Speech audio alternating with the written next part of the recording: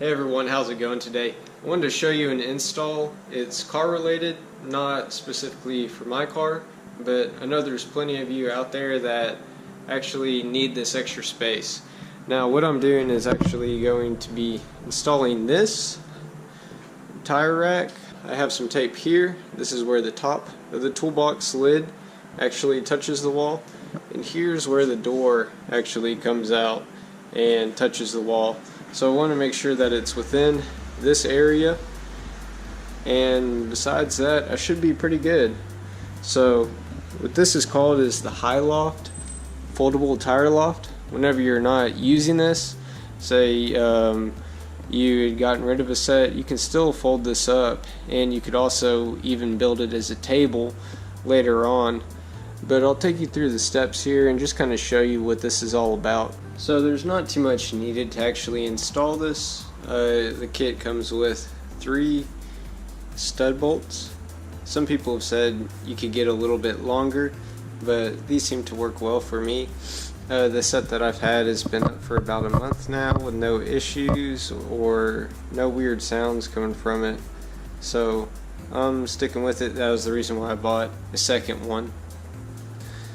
These bolts here are what screw into the sides to actually hold the railing. These are your arms, and you'll need, looks like a 4mm hex, one's a 14, one's a 13mm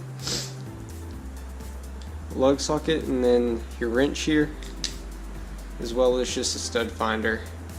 It's best to get a drill too, that way you can drill some pilot holes whenever you're putting these bolts in, or I should say screws in.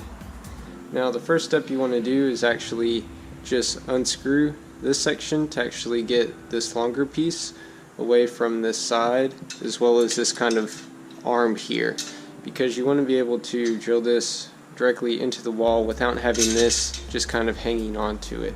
So I'm going to take this off now, and I'll get back with you with the next step. I forgot to mention too that you're going to want an 11mm box wrench. It's going to be better if it's straight rather than the curve that I have, because you'll need it for these lugs here holding the actual arms.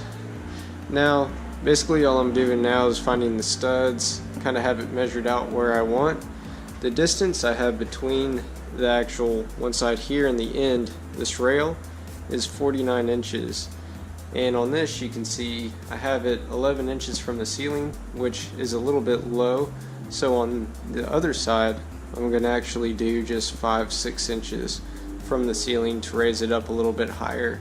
You want to give yourself enough clearance, that way you can fit the tire up. As well as whenever you look at the tire here, it kind of hangs below this area, so you want to make sure that you give yourself enough clearance here, since the tire is going to be lower than this arm. Like I said, I'm going to find the studs and actually put these bars in. You'll notice that there's 3 holes on it. The hole at the very top, closest to the end, is what goes on the top. Now I have one side put up here, and what you can do is go ahead and put the bar, the lower bar, on this portion. So if you look at it again, you're going to have one of these hooks as well as a straight bolt.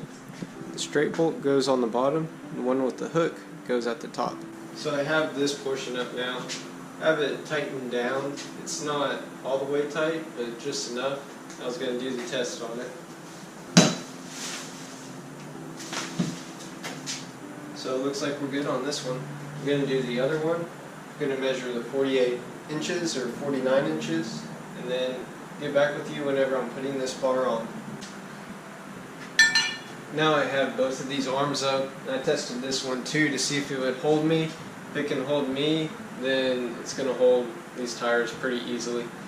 But the next step is going to be to just basically fit these 2 pieces together. Once they're fitted together, all you do is just line up this bolt on the outside of here, and it screws directly into this bolt.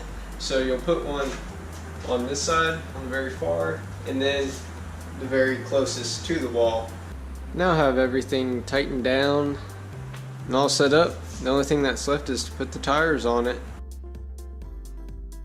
So I finally got the job all finished up here. It took about 2 hours to do. It's not too bad. I actually just kind of zip tied this little hook on here.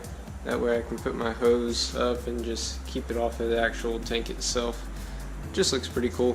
Plus, whenever I actually open the top here, it's not in the way or bumping. But I hope you guys enjoyed this install, and hopefully it gives someone else an idea of how to properly store winter tires rather than just putting them on the ground, as well as I have a whole lot more space now here at the bottom. As always, happy driving and enjoy.